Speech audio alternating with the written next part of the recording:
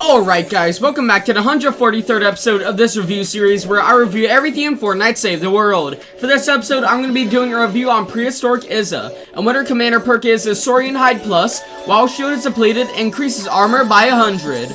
And firstly, let's get into the perks of the weapon I'm using with her. And what that weapon is a Storm King's Fury.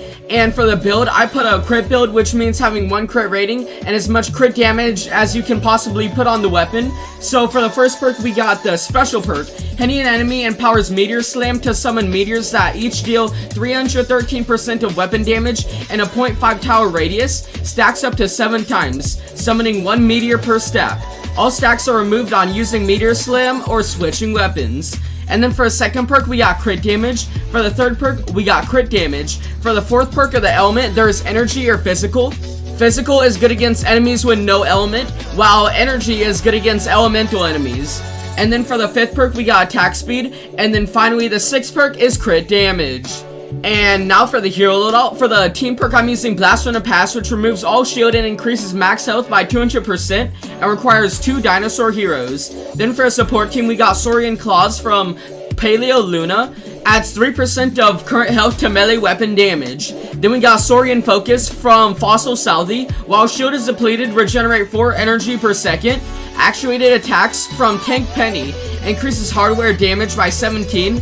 Hardware crit rating from Guardian Bull, Guardian Nox, or Guardian Penny, and they all do the same thing, which is increases hardware critical rating by 17.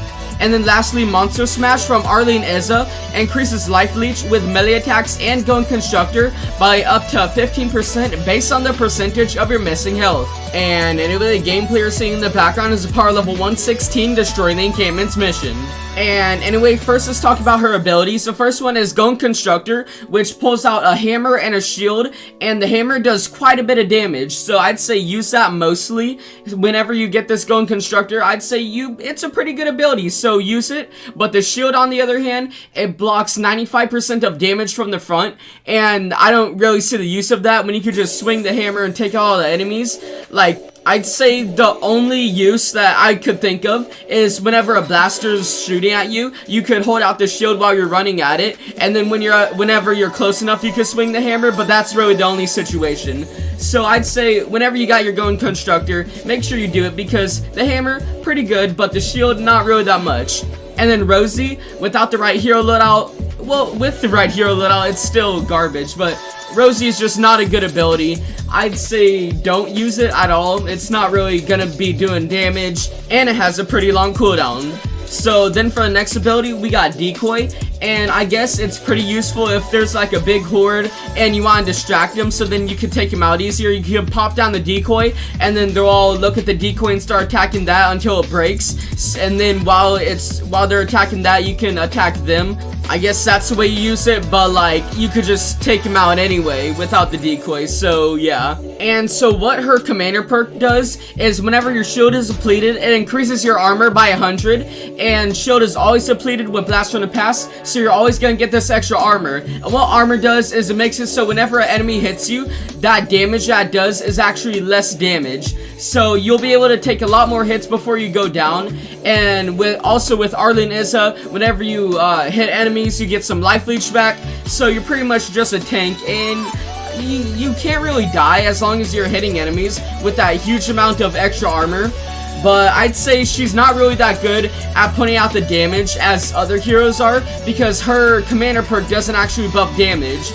Only the support team does, so it's not really gonna be that good at putting out that DPS.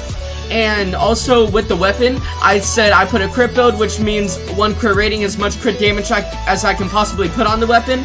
And I didn't put a crit rating on the weapon, and that's because I have Guardian Bull, Guardian Nox, or Guardian Penny, because they increase the crit rating of hardware, so you don't need it on the weapons, you'll be doing extra damage, so that's pretty good. But all around, I'd say Prehistoric Izza, not really that great in the commander. Like, you're good at staying alive, but not really at putting out the damage, so I'd say mainly use her in the support. That's what I mainly use her for, because she's just an amazing support hero with Blast from from the past. Like with every blast from the past hero loadout, she is always in the hero loadout no matter what, because she's just so good with that extra armor.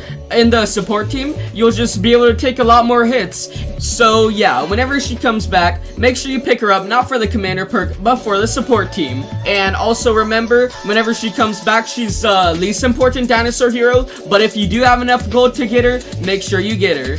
But anyway guys, if you enjoyed, make sure you subscribe and turn on notifications, because I do these review videos where I review everything in Fortnite Save the World 3 times a day. And also like, comment, and share so that more people can see my videos. But anyway guys, I'll see you next time.